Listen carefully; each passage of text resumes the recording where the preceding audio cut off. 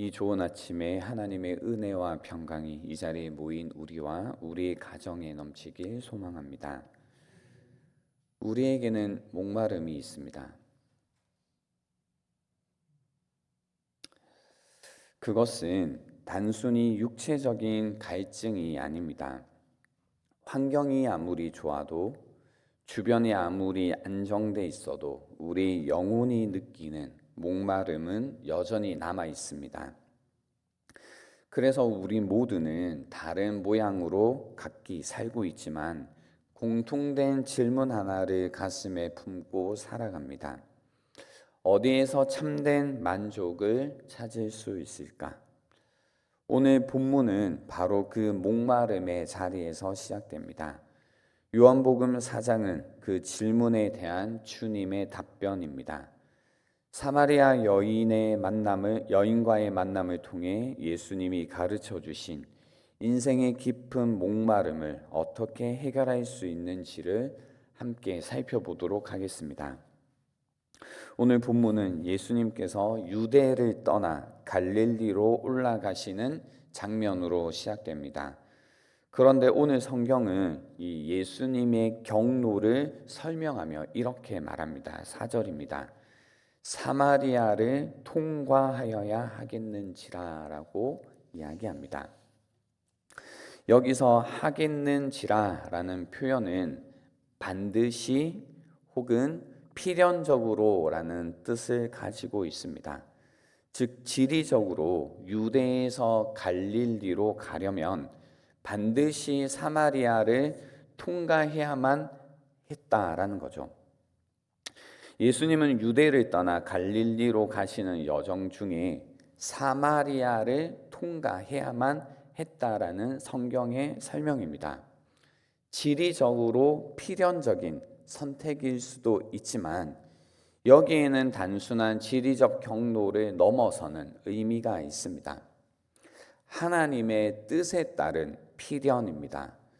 예수님은 단순히 지름길을 택하신 것이 아니라 한 영혼을 만나기 위해 사마리아를 향해 하나님의 뜻 가운데 의도적으로 발걸음을 내딛고 계신 겁니다.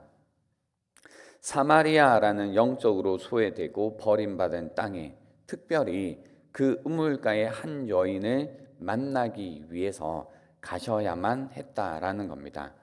예수님은 반드시 사마리아를 통과해서 가셔야 했습니다.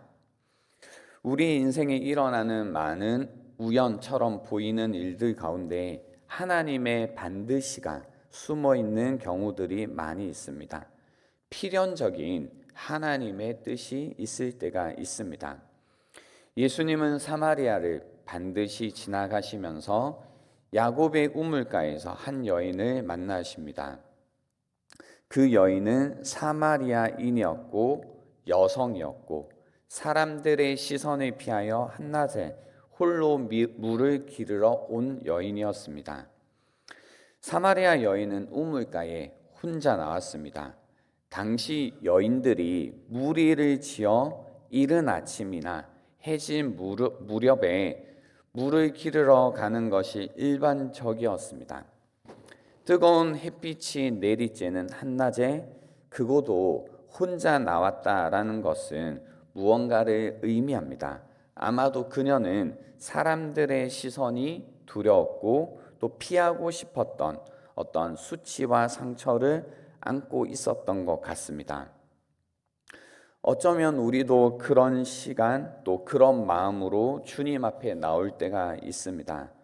때로는 주변 사람들의 시선이 무겁고 또 마음 깊은 곳에 감추고 싶은 게 있어서 조용히 하나님 앞에 나오고 싶은 날이 있습니다.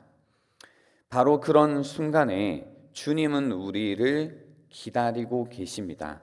우물가에서 그 여인에게 그렇게 기다리셨던 것처럼 오늘도 그러한 마음으로 우리를 반드시 찾아서 기다리고 계십니다. 예수님은 우물에 물을 기르러 온 여인에게 말을 거십니다. 물을 좀 달라라고. 당시 경건한 유대인 남성들은 일반적으로 공공장소에서요, 여성에게 말을 걸지 않았습니다. 사마리아 여인에게 말을 거는 것은 그래서 사회적인 어떤 금기를 깨는 일이었습니다. 더욱이 사마리아인이었고 여인이었고 또 도덕적으로 볼 때에 이렇게 주변부에 속하는 인물이었습니다. 그래서 보면 민족의 장벽이 있었고 성별의 장벽이 있었고 도덕적인 어떤 장벽이 있었습니다. 그러나 주님은 그 어떤 장벽도 개의치 않으십니다. 민족의 장벽도 성별의 장벽도 도덕적 판단의 장벽도 그 어떤 것도 주님을 막을 수가 없습니다. 오히려 예수님은 그 모든 벽을 넘어서 가장 인생에 있어 목마른 자를 찾아가십니다. 7절 한번 보시겠습니다. 사마리아 여자 한 사람이 물을 기르러 왔음에 예수께서 물을 좀 달라 하시니, 물을 좀 달라, 그 한마디가 영원한 생명을 향한 대화의 시작이 됩니다. 그러나 지금 이 시점에서는 이 여인이 아직 예수님께 마음을 열 준비가 되어 있지 않습니다. 그녀는 유대인 남자가 어째서 자기에게 물을 달라고 하는지 이해할 수가 없습니다. 그래서 그 이해되지 않는 마음에 9절에 이렇게 이야기합니다. 사마리아 여자가 이르되 당신은 유대인으로서 어찌하여 사마리아 여자인 나에게 물을 달라 하나이까 하니, 이는 유대인이 사마리아인과 상종하지 아니함이러라 라고 하는 겁니다. 그런데 여기에서 반전이 일어납니다. 물을 달라고 물을 구하던 예수님이 이제 반대로 말씀하십니다. 예수님은 그 사마리아 여인에게 하나님의 선물인 생수를 주시겠다라고 말씀을 하십니다. 물을 달라라고 말을 거셨던 예수님이 이제는 생수를 주시겠다라고 말씀하십니다. 10절 한번 보십시오. 예수께서 대답하여 이르시되 내가 만일 하나님의 선물과 또 내게 물 좀 달라 하는 이가 누구인 줄 알았더라면 내가 그에게 구하였을 것이요 그가 생수를 내게 주었으리라 라고 말씀하셨습니다. 그런데 여인은 예수님의 이 말씀을 이해하지 못합니다. 그래서 11절에 보시면 여자가 이르되 주여 물 기를 그릇도 없고 이 우물은 깊은데 어디서 당신이 그 생수를 얻겠사옵나이까 라고 이야기합니다. 여기에서 안다, 예수님이 너가 만약에 알았더라면 이라고 할 때 이 안다는 단순한 지식이 아니라 영적인 이해를 뜻합니다. 여인은 영적인 이해가 없었습니다. 그래서 여전히 눈에 보이는 것만 바라보고 이야기하고 있습니다. 그녀는 아직 예수님이 누구이신지를 모르고 있습니다. 그래서 예수님은 여기에서 생수라는 이중적인 표현을 사용하고 계십니다. 생수는 문자적으로는 샘에서 솟아나는 신선하고 흐르는 물을 뜻합니다. 샘에서 솟아나는 신선하고 흐르는 물을 뜻합니다. 하지만 예수님이 말씀하시고 계신 생수는 이러한 물리적인 물이 아닙니다. 예수님이 말씀하고 계신 생수와 관련해서 아주 명확한 배경은 예레미야 2장 13절에 있습니다. 보시면 이런 말씀입니다. 내 백성이 두 가지 악을 행하였나니 곧 그들이 생수의 근원되는 나를 버린 것과 스스로 웅덩이를 판 것인데 그것은 그 물을 가두지 못할 터진 웅덩이들이니라 라는 말씀입니다. 이 말씀은 신선하고 끊임없이 흘러내리는 하나님의 은혜의 샘을 외면하고 스스로 고인 웅덩이를 파며 살아가려 했던 이스라엘을 향한 하나님의 책망의 말씀입니다. 이 구절에서 중요한 것은 생수의 근원을 하나님 자신이라고 표현하셨다는 겁니다. 생수 이꼴 하나님 자신이라는 겁니다. 그리고 이사야 44장 3절에도 하나님은 이러한 약속을 주십니다. 나는 목마른 자에게 물을 주며 마른 땅에 시내가 흐르게 하며 나의 영을 내 자손에게 나의 복을 내 후손에게 부어주리라 라고 말씀하셨습니다. 그래서 생수라는 은유는 하나님 자신이시고 또 그분의 은혜입니다. 또한 성령에 변화시키는 능력을 가리킵니다. 성령으로 말미암아 사람 마음 내면 깊은 곳에서 솟아나는 영적인 생명을 의미하는 겁니다. 그러나 여인은 아직 이 생수의 의미를 전혀 이해 못하고 있는 겁니다. 그래서 예수님은 새로운 영적인 현실을 제시하고 계십니다. 이렇게 말씀하십니다. 14절입니다.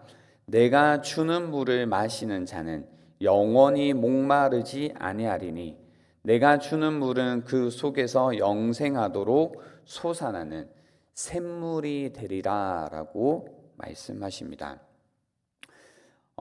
계속해서 이 설명을 통해 여러분 이해하시는 것처럼 예수님께서 말씀하신 생수란 육체적인 갈증을 해소하는 물이 아닙니다.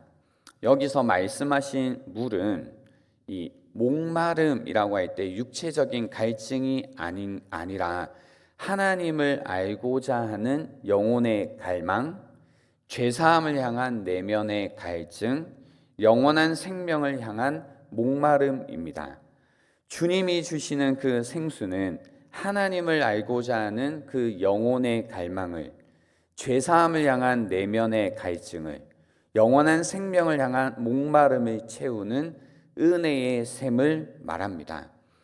주님이 주시는 그 생수는 하나님께서 성령을 부어 주심으로 우리 안의 갈증을 만족시키는 생수입니다.